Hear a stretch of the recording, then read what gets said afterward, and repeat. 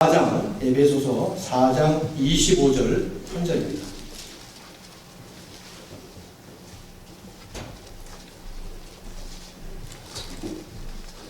에베소서 4장 25절 오늘 본문이고요. 다음 주에 암송이니까 우리 한번 읽으시고 다음 주에 외우시기 바랍니다. 다 같이 읽겠습니다. 그런즉 거짓을 버리고 각각 그 이웃과 더불어 참된 것을 말하라. 이는 우리가 서로 지체가 됩니다. 아멘. 기도하겠습니다.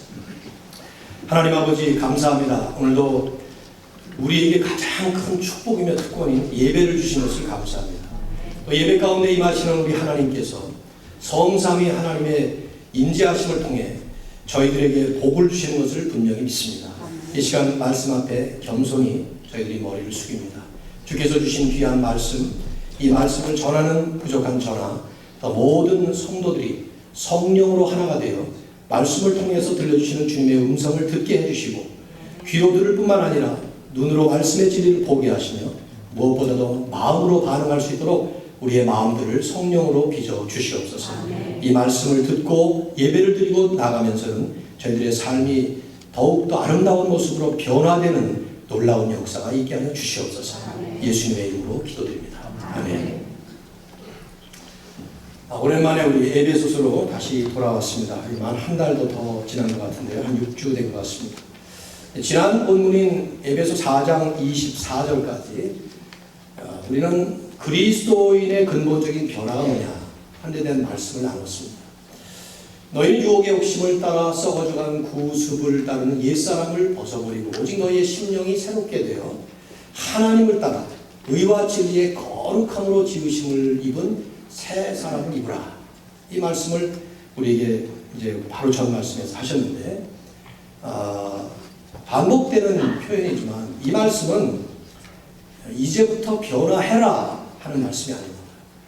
이 말씀은 하나님께서 우리를 구원하실 때에 이미 우리는 변화됐다는 얘기예요.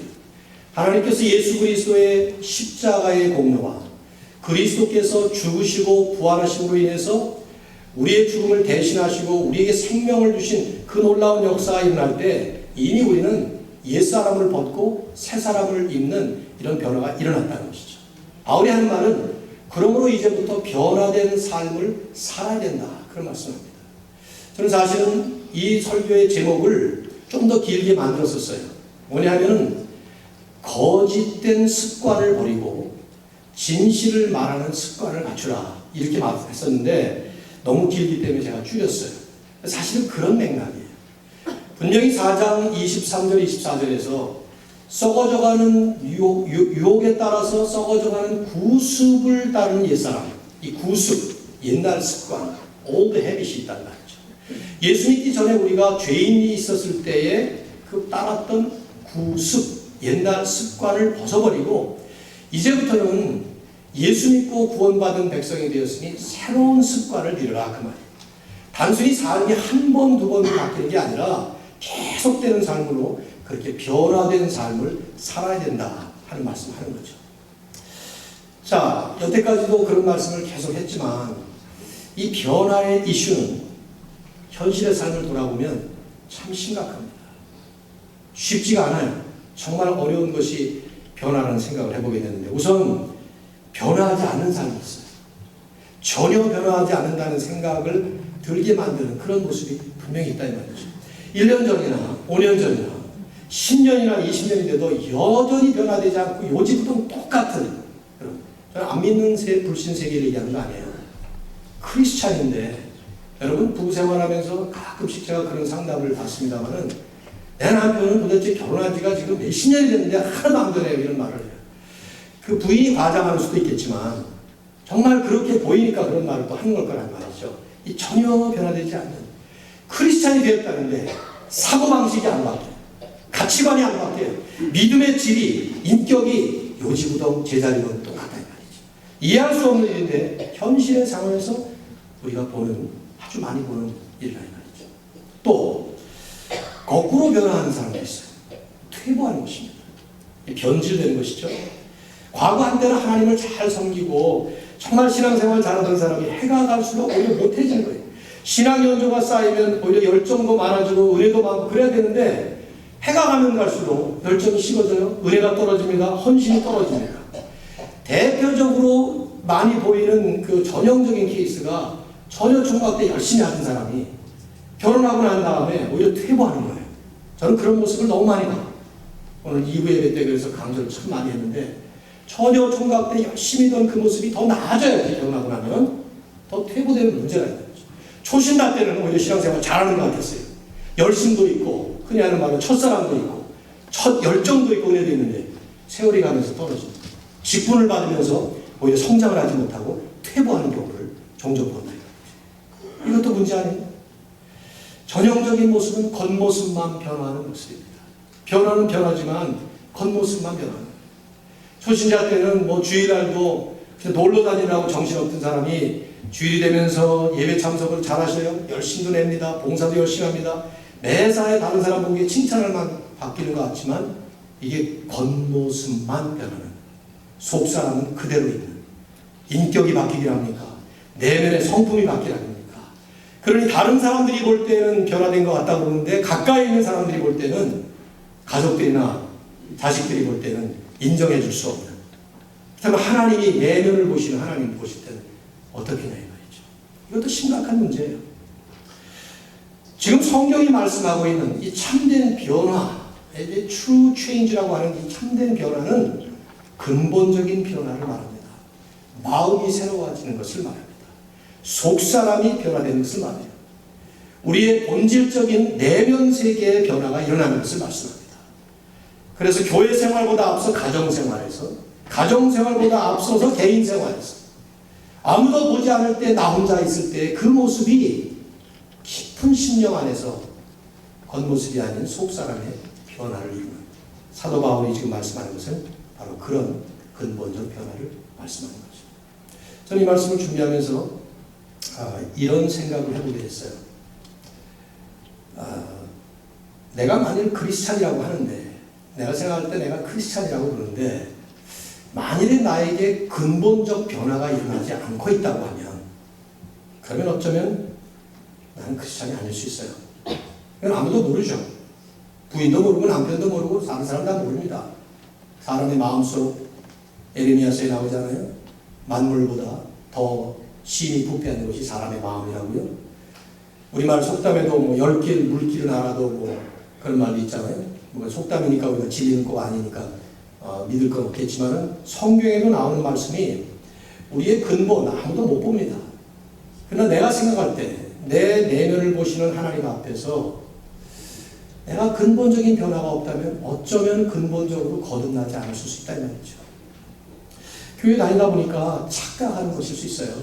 종교 생활에 점점 익숙해지다 보니까 남들도 오해하고 나도 오해할 수 있다 이 말이죠.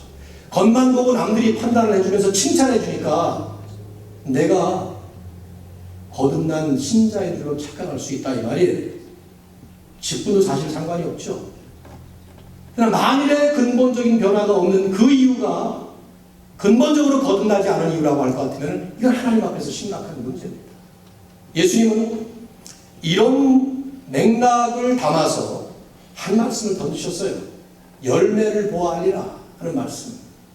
이 말씀은 거짓 선지자들을 너희들이 판단하지 못하는데 열매를 보면 안다 하는 말씀을 하셨지만 이것이 일반적으로도 우리 신앙생활에 적용되는 말씀이에요. 열매를 보면 뿌리를 난다 그 말입니다. 뿌리가 있다면 열매가 있어야 되는데 사도 야고보는 다른 말씀으로 약간 바꿔서 말씀했죠.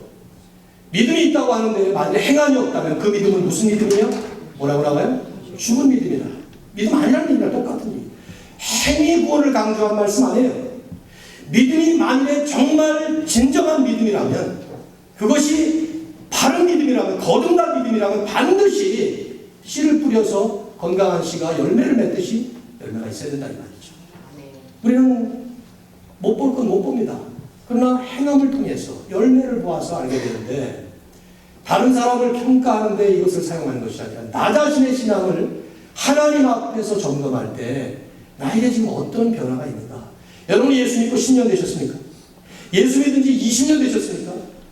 교회 다니는 지 여러분이 여러 해가 됐다면 그만큼 여러분의 그동안의 변화를 한번 살펴보셔야 돼요. 우리 자신이 하나님 앞에서 내가 어떤 변화를 지금 하고 있는가? 바울은 그래서 이제부터 진짜 새로운 삶이라는 게 어떤 것이냐 하는 것을 대략 한 6가지 정도 구체적인 예를 들어 설명합니다. 모두가 다 현실적인 차원에서 구체적인 교훈들이에요. 그래서 짤막짤막한 마치 잠언이나 격언처럼 그 경구로 되어 있습니다. 오늘 이 말씀은 거짓을 버리고 진실을 말하라. 분을 내지 말고 의를 이루라. 도둑질하지 말고 선한 일을 하라. 더러운 말을 하지 말고 은혜로운 말을 하라. 이렇게 짤막짤막하게 이런 말씀들을 하고 있는데 사도 바울의 이 놀라운 점은 신학적인 이론과 현실적인 적용을 기가 막히게 탁월하게 조화시키는 부분이에요. 이 theological principle하고 practical application을 잘 조화를 이룹니다. 사도 바울의 서신을 읽어보면 먼저 고상하고 깊은 신학을 잘 다뤄요.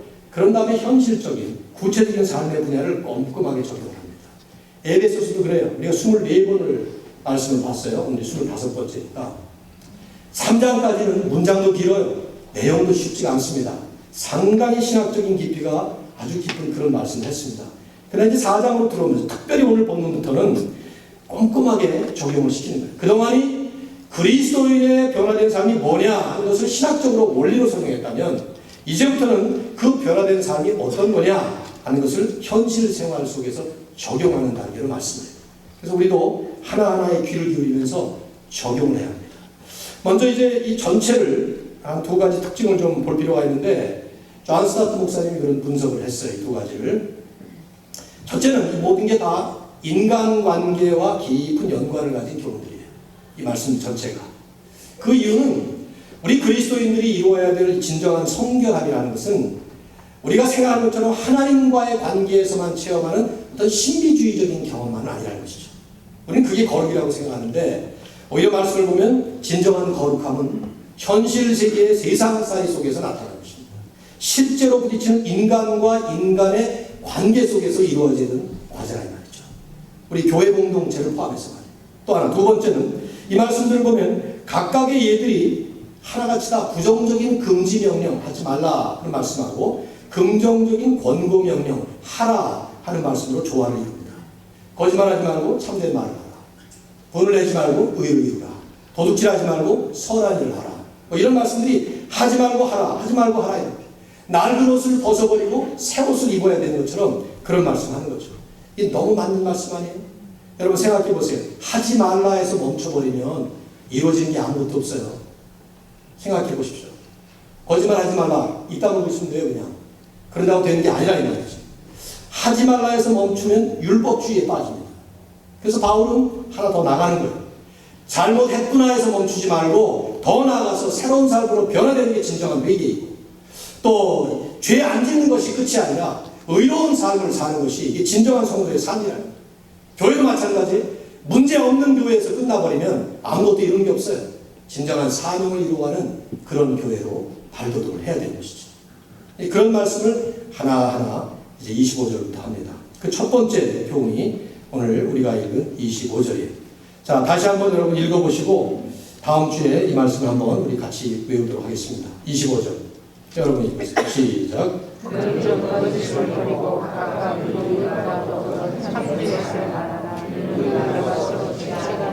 네. 그 말씀을 요약하고 핵심을 얘기하면 오늘 제목으로 여러분에게 드린 그 말로 요약할 수 있어요. 거짓을 버리고 진실을 말하라. 자, 거짓을 버리고 하는 말은 거짓말이라고 안 썼기 때문에 포괄적으로 모든 거짓을 다 포함한다고 볼 수 있어요. 그러나 바울의 구체적인 그 관심과 초점은 거짓말을 하지 말라는 것입니다. 그래서 그 다음에 바로 연결하기를 참된 것을 말하라. Speak the truth 이런 표현을 쓰고 있죠. 즉 거짓말을 중지하고 진실을 말하라 하는 거예요. 강조점은 뒷부분에 참된 것을 말하라 거기에 있어요. 거짓말 안 하는 것만 전부가 아니니까. 있다고 믿는다고 되는 게 아니니까. 우리는 진실을 전하는 진리의 사도이기 때문에 우리 모두가 그리스도인들은 진실을 말하라 하는 것입니다. 이 말은 말 이전에 먼저 우리들이 진실을 추구하고 진실을 사랑하고 의에 줄이고 목마른 자가 되는 것처럼 진리에 줄이고 목마른, 그래서 우리 안에서 나오는 것이 진실만을 말하게 되는 그런 삶을 살아가는 것이죠. 특별히 오늘 본문을 한 절이니까 여러분 유념해서 한번 한번 분석해 보세요. 각각 그 이웃과 더불어 참된 것을 말하라 이렇게 말씀합니다. 여기 이웃이라는 것은 포괄적인 개념으로 모든 이웃일 수도 있지만 바울의 관심은 특별히 교회 공동체 안의 이웃, 성도들을 얘기하는 것이죠. 그래서 그 다음에 이유를 냅니다. 이는 우리가 서로 지체가 됩니다. 교회 공동체를 염두에 두고 거짓말하지 말고 진실을 말하라 말씀합니다. 그러면 뭐 세상에 나가서는 거짓말해도 됩니까? 장사할 때, 비즈니스 할 때 거짓말해도 돼요? 돼야 안 돼요? 안 되는 거죠. 당연한 말이죠. 그거는. 근데 왜 그렇게 말씀하는가? 오히려 세상에 나가서 거짓말하지 말아라 그래야 될 것 같은데 이건 이런 뜻이에요. 교회 공동체 안에서부터 거짓말이 아닌 진실한 나누는 삶이 되어질 때 그때 세상에 나가서 우리는 거짓으로 가득한 그 세상에서도 진실을 나눌 수 있는 그런 삶이 되니까 말이죠. 그래서 바울은 이 말씀을 가만히 보면 참된 것을 말하라 하는 이 표현을 문법적으로 표현한다면 현재 진행 명령형으로 하고 있어요. 현재 진행 명령형이라는 것은 계속되는 것을 명령하는 것입니다. 한 번, 두 번의 사건이 아니라 계속되는, 그래서 습관을 얘기하는 거예요. 즉 거짓말하는 습관을 벗어버리고 진실을 말하는 새로운 습관으로 삶을 길들이라 하는 말씀을 하는 거죠. 새로운 삶의 습관. 우리의 모든 말하는 습관이 예수 믿기 전에는 거짓말하는 습관이 있었더라 하더라도 이제는 예수 믿었기 때문에 진실한 그 하나님의 속성을 닮아가면서 진실을 나누고 진실한 말을 하는 그런 습관입니다. 바울은 여기에 우선 이 말씀 속에 몸을 이루는 지체에 비유를 합니다. 그래서 우리가 이해를 돕는 거죠. 교회 안에서 거짓말이 아닌 진실을 나누어야 되는 당위성을 당연히 그래야 되는 것을 몸을 이루는 지체에 비유를 하는 거예요. 여러분 한번 생각해 보세요. 지금 여러분의 몸 있습니다. 지금 시간이 12시 반이기 때문에 시장하실 거예요. 시장할 이유가 당연합니다. 위장이 비었으니까. 자, 그러면 우리의 몸을 이루는 지체 가운데 먼저 위장이 그 안에 속에 비었기 때문에 뇌에게 사인을 보내야 될 거 아니에요. 나 비었다. 그럼 뇌는 배고프다. 그러면서 사인을 보내서 밥 먹으러 가야 되는데 만일에 위장이 우선 거짓말을 시작해. 나 배부르다. 그럼 어떻게 돼요? 또 뇌가 또 그걸 받아가지고 배부르대. 그러고 나면은 그러면 우리는 굶어요. 그게 계속되면 죽습니다. 우리가 운전하고 가다가 눈이 위험한 장면을 딱 봤어요. 그럼 위험하다 하고 알려줘야 되는데 그 눈이 안전해 해버리면 어떻게 됩니까? 그러면 잘못하면 큰 사고 나서 죽습니다. 이건 뭐 상식적인 얘기예요. 우리 몸이 건강하게 안전하게 제대로 기능을 발휘하려면 이 몸을 이루고 있는 모든 지체가 서로서로에게 거짓이 아닌 진실을 전해줘야 돼요. 아주 자율신경으로 인해서 자동적으로 되지 않아요. 그것이. 그런데 몸에 병이 나면 그게 안 되는 거예요. 병든 몸은 어떻게 됩니까? 사인 제대로 못 보내죠. 뭐 의사 선생님이 여기 계시잖아요. 그것이 안 맞으니까 병이 아버지도 많은 거예요. 그 사인이 나오면 되는.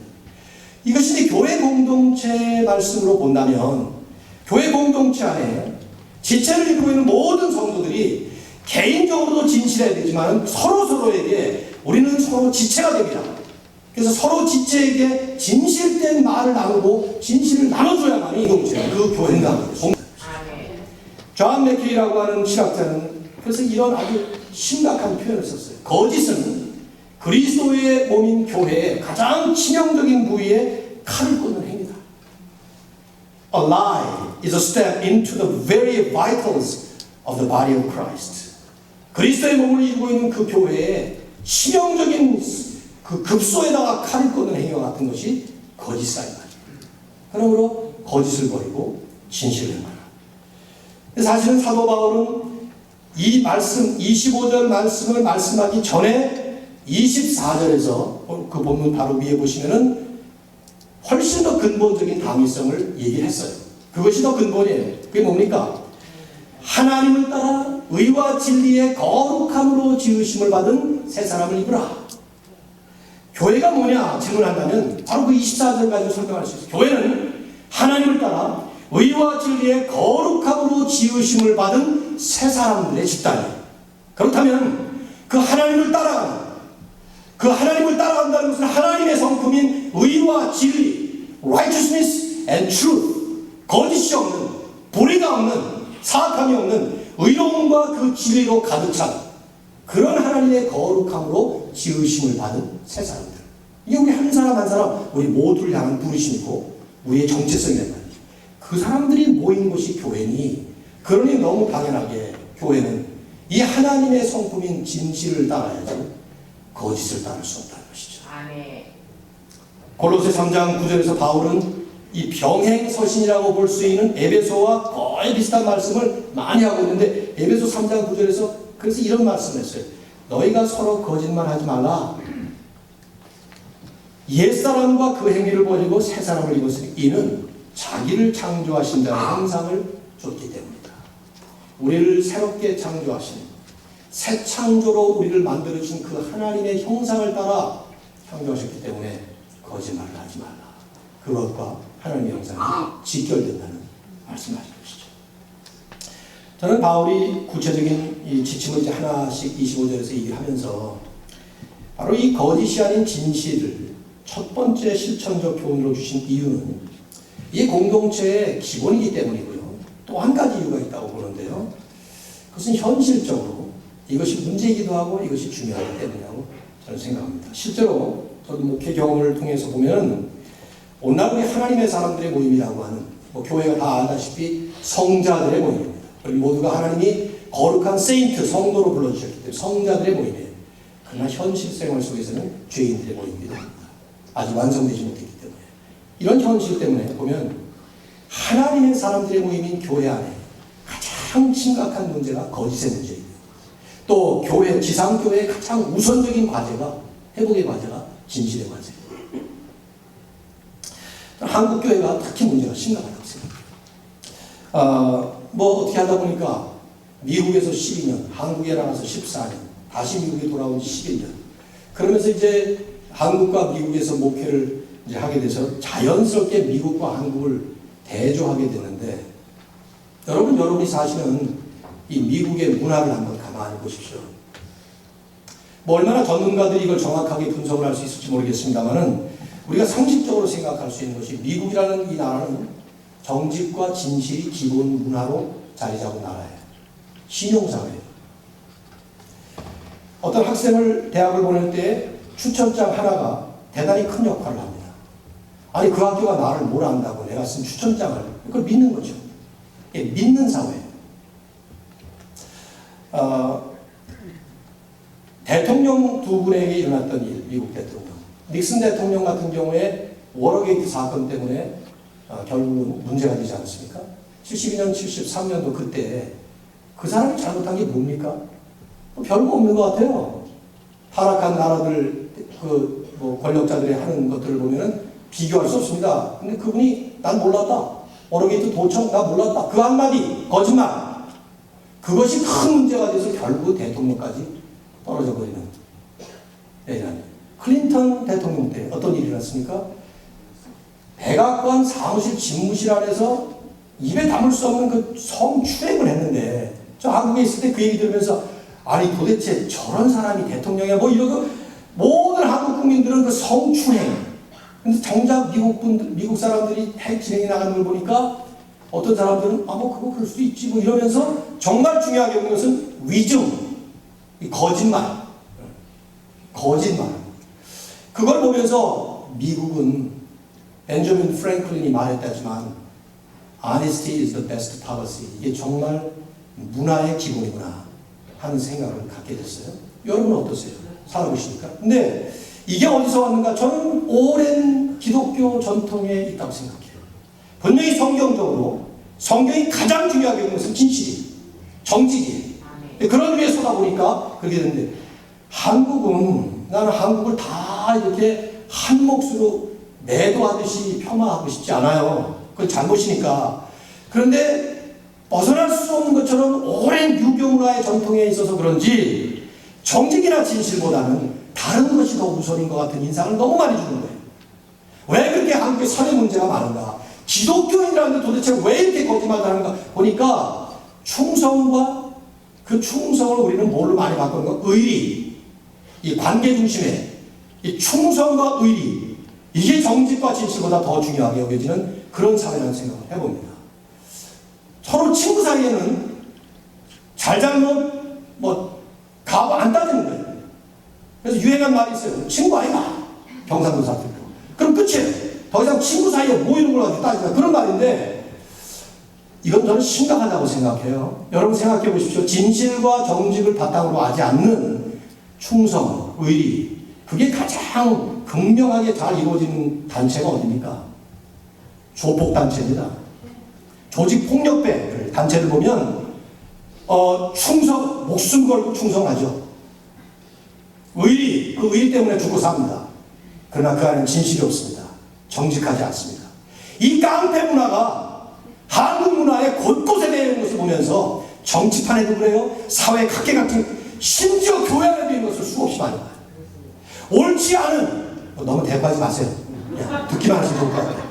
옳지 않은, 분명히 옳지 않은데 친구기 때문에, 충성의 관계 때문에, 글쎄 교회 안에서 무슨 충성이 그렇게 대단한지. 여러분 성경 번역 잘못한 거 아십니까? 죽도록 충성하라 그리하면 생명의 면류관을 내게 주리라. 그걸 잘못 번역된 말이에요. 박경룡 박사님의 딸이 그걸 분명하게 바로 지적을 했죠. 자기 아버지가 잘못 번역했다. 죽도록 성실하라. Be faithful until death. Be loyal이 아니에요. 근데 우리말은 유교문화에서 그걸 그런 식으로 번역했어요. 죽도록 충성하라. 목사에게 충성하고 내가 지금 섬기고 있는 누구에게 충성하고 저 포함해서 마찬가지예요. 근데 이것은 진실을 바탕으로 정직을 바탕으로 세워지는 사실은 성경적 개혁이 필요해요. 이게 한국 교회 안에 대단히 힘들다는 것은 30년 목회를 하면서 제가 체험하고 있어요. 잘못된 것이 일어나도 다들 가만히 있습니다. 의리 때문에, 관계 때문에. 이건 성경적으로 볼 때 진실을 향해서 우리에게는 큰 개혁이 필요하다는 것을 여실히 보여줍니다. 예수님은 요한복음 8장 44절에서 바리새인들을 향해서 이렇게 말씀하셨어요. 여러분 주님의 말씀 한번 들어보세요. 너희는 너희 아비 마귀에게서 났으니. 그 예수님을 그렇게 대적하는 바리새인들 향해서 너희는 너희 아비 마귀에게서 났으니. 그러면서 그 마귀, 그는 거짓말쟁이요 거짓의 아비가 되었습니다. 마귀를 여러 가지 악독 중에서 거짓을 가지고 거짓의 아비다. Father of all lies. 마귀가 거짓의 이 아비이기 때문에 태초에 선악과 문제도 생겼고 거짓말로 하와와 아담에게 다가왔기 때문에 우리가 그리스도인으로서 거짓말을 하는 순간 우리는 마귀의 영역으로 들어가는 거예요. 우리가 하나님의 사람으로 하나님의 자녀가 되는데 거짓말을 하게 되면 거짓의 아비가 마귀이기 때문에 마귀의 영역으로 들어가는 거예요. 진실된 삶에 대한 몸부림을 치지 않으면 개인적으로나 교회적으로나 신앙적으로 공동체적으로 심각한 문제에 빠지게 된 것입니다. 그런데 여기서 해방된 사람은 누가 있겠습니까? 그래서 오늘 말씀과 같은 이런 말씀이 지금 우리에게 주어진 겁니다. 오늘 본문부터는요, 여러분 이해가 쉬워요. 뭐가 어렵습니까? 하나도 어렵잖아요. 거짓을 버리고 그 이익과 더불어 참된 것을 말하라. 이런 너희가 지체가 됩니다.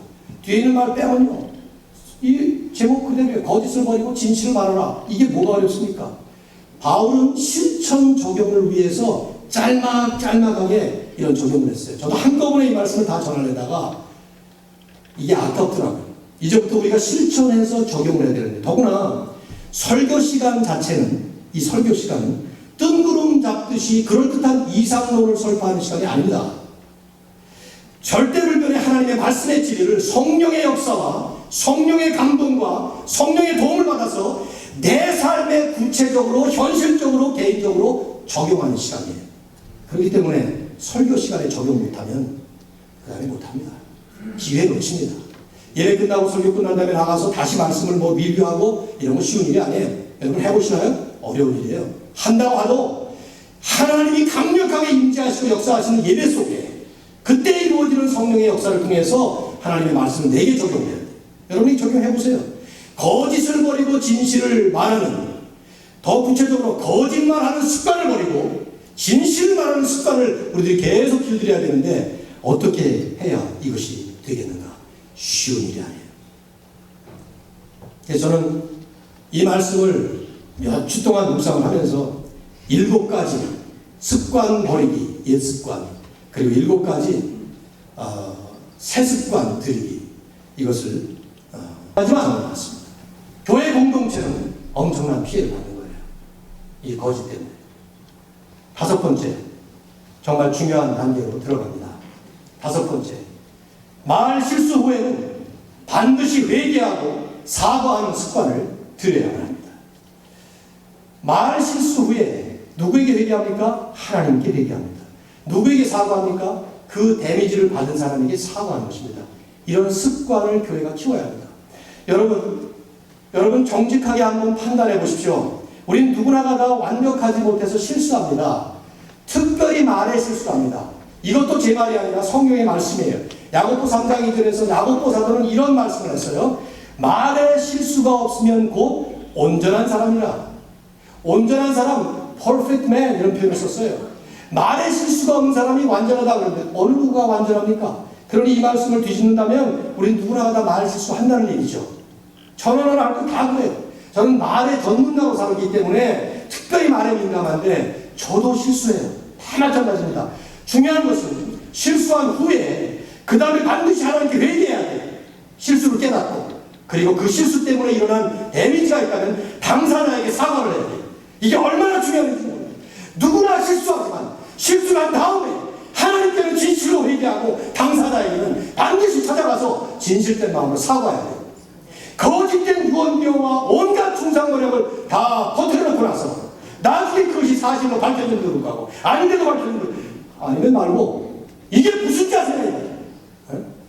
한마디 던진 그 말 한마디 때문에 엄청난 파장을 일으키고 나서 아니면 말고 해버리면 그 당사자는 아직도 데미지를 받고 있고 피를 흘리면서 상처를 받고 고통을 겪고 있는데 아니면 말고 말이 돼요 이것이?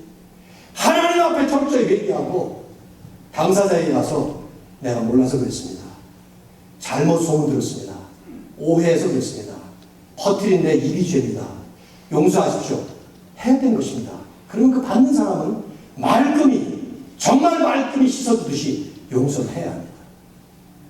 우리는 그런 사과를 받지 못해도 용서해야 돼요. 실제로 용서해야 됩니다. 중요한 것은 용서하는 사람은 원수를 사랑하고 기도하는 자를 위해서 기도해주라고 그러면서 용서할 때 우리의 심령에 하나님이 축복하십니다. 그러나 그 당사자가 바뀌지 않으면 교회 공동체는 끊임없이 피해를 받고 아픔을 겪고 상처를 받습니다. 저는 우리 교회에서 지난 7년 넘도록 심을 하면서 어느 교회에서나 마찬가지였어요. 수없이 일어나는 많은 종류의 이 말 때문에 일어나는 수많은 것들을 설교에서 될 수 있는 대로 구체적으로 적용하지 않고 반영하지 않으려고 무진애를 씁니다. 왜냐하면 아무것도 모르시고 순수하게 은혜받고 예배를 통해서 하나님의 귀하신 축복을 체험하기를 원하는 사람들이 절대 다수로 많기 때문에. 그러나 교회가 그것이 문제가 돼서 심각한 문제로 퍼지게 되면 반드시 손을 대게 되어 있습니다. 당회원들은 바로 그런 막중한 책임을 가지고 있습니다. 여기에 면제된 사람이 아무도 없어요. 아무도. 모두가 다 이 앞에서 예수 그리스도 앞에서 사실은 이 문제를 점검해 봐야 돼요. 왜? 주님이 뭐라고 말씀하셨습니까? 마태복음 12장 36절에 사람이 무슨 유익한 말을 하든지 심판날에 이에 대하여 신문을 받으리니 내 말로 의롭다함을 받고 내 말로 정죄함을 받으리라. 여러분 이 기준에 의하면 구원받을 사람 단 한 명도 없어요. 말에 온전한 사람이 없으니까. 근데 그 말 한마디 한마디 내 입에서 나냈던 모든 말이 허공으로 떠나가서 사라진 것 같지만 심판날에 무슨 말을 하든지 그 말로 의로운 말은 칭찬받고 그렇지 않은 말은 정죄받는다. 그러니 입술에 파수꾼을 세워 주옵소서 하는 그 말씀이 얼마나 해당되는 말이냐 말이죠. 여섯 번째, 삶 자체가 거짓된 삶이 아니라 진실된 삶을 사는 습관을 들여야 합니다. 이게 제일 힘들 것 같아요. 그 삶 자체가 거짓된 삶이 아니라 진실된 삶을 사는 습관을 들여야 돼요. 말은 삶의 표현일 뿐입니다. 그렇잖아요? 삶이 거짓되면 인격이 거짓됩니다. 인격이 거짓되면 거기서 나오는 것은 거짓된 말입니다. 그러므로 우리가 뿌리를 향해서 돌아간다면 말을 고치려면 그 뿌리인 삶 자체가 변화되어야 됩니다. 마태복음 12장 35절에서 주님은 이런 말씀하셨어요. 선한 사람은 그 쌓은 선에서 선한 것을 내고 악한 사람은 그 쌓은 악에서 악한 것을 냅니다. 늘 하나님 앞에 엎드려서 말씀과 기도를 통해서 하나님 앞에 내 자신을 살피며 잘못된 것이 있으면 회개하고 회개의 눈물로 씻고 또 한 번 하나님 앞에 나아가고 십자가의 은혜 앞에서 다시 서고 이런 반복을 계속해서 진실되게 하는 사람들은 계속해서 진실된 삶으로 빚어지게 되어 있습니다. 근데 앉으면 남력하고 앉으면 다른 사람의 눈에 있는 티를 뽑고 그런 짓을 하게 되면 그 삶에서 나오는 것이 거짓될 수밖에 없는 거예요. 삶 자체가 다스려져야 돼요. 여러분 그런 말은 많이 안 들어보셨나요? 여기서 다른 교회에서 오신 분들 오해하지 말고 들으세요. 교회에서 말썽 일으키고 어떤 교회를 가게 되면은 어떤 소문들이 나는가 하면 말썽 일으킨 사람은 다른 데 가서 또 말썽 일으킨다. 그런 말들이 많이 나와요. 근데 목회 경험을 통해서 절대 진리가 아니에요. 이것은. 그렇지 않습니다. 어떤 교회에서 문제가 생기고 뭐 말썽까지 일으켰다고 합시다. 그러나 건강한 교회에 오게 되면 그 안에서 치유가 되고 회복이 일어납니다. 그러므로 아까 했던 그 말은 사실 아닙니다. 그러나 상당히 많은 현실적인 예가 많은 교회들을 돌아다니면서 말씀을 일으키는 사람이 정말 많아요. 그 이유가 있어요. 건강치 못한 교회에서 교회 생활을 하다 보니까 빚어졌어요. 그것이. 그게 그대로 가서 또 다른 건강하지 못한 교회 공동체에 들어갈 때 또다시 문제가 됩니다. 저는 임마누엘 교회를 처음부터 시작하실 때부터 이 자리에 앉아 계신 분은 뭐 오병장은 한 분이나 계실까? 그럴 것 같은 생각이 드는데 전부 다 우리는 다른 전통, 다른 문화, 다른 배경을 가지고 이 자리에 지금 하나님의 공동체로 와주신 것입니다. 여기서 진실이라는 공통 분모 위에 하나님 앞에 바짝 엎드리지 않으면 매번 우리는 그 수준, 그 자리에 맴돌게 될 것입니다. 서두에서 말씀드린 것처럼 변화 안 되는 거예요. 그래서 마지막 7번째 이 말씀을 하고 끝내겠습니다. 항상 하나님 앞에서 그리고 그리스도의 십자가 앞에서 자신만을 점검하는 습관을 들여야 됩니다. 하나님 앞에 서 있다 그러면서 어떤 사람들은 기도, 대표 기도를 시키면 대표 기도에서 엄청나게 남을 비판하는 기도를 하는데 그건 잘못이에요. 기도하면서 십자가 아래 하나님 앞에서 종교개혁자들이 말했던 코람데오, before God, 늘 자기 자신만을 점검하는. 부인도 탓하지 마세요. 남편도 비난하지 마십시오. 어느 누구가 아니면 자기 자신. 결국 내가 변할 때 공동체가 변하고 그럴 때 세상이 변하는 하나님의 역사를 이루시게 되었습니다. 오늘 우리가 아까 불렀던 그 찬송 몇 장입니까? 461장인가요? 우리의 심령 주의 것이니 주님의 형상 만드소서. 이 후렴의 이 가사, 주님의 형상으로 우리를 빚어주시는 이런 하나님의 은혜, 여러분과 모두 또 교회 공동체 누릴 수 있길 주의 이름으로 축원합니다. 제가 이 찬양을 함께 부르고 그리고 제가 기도하고 축도하고 마치겠습니다. 1절만 부르겠습니다. 후렴을 한 번 더 반복하죠.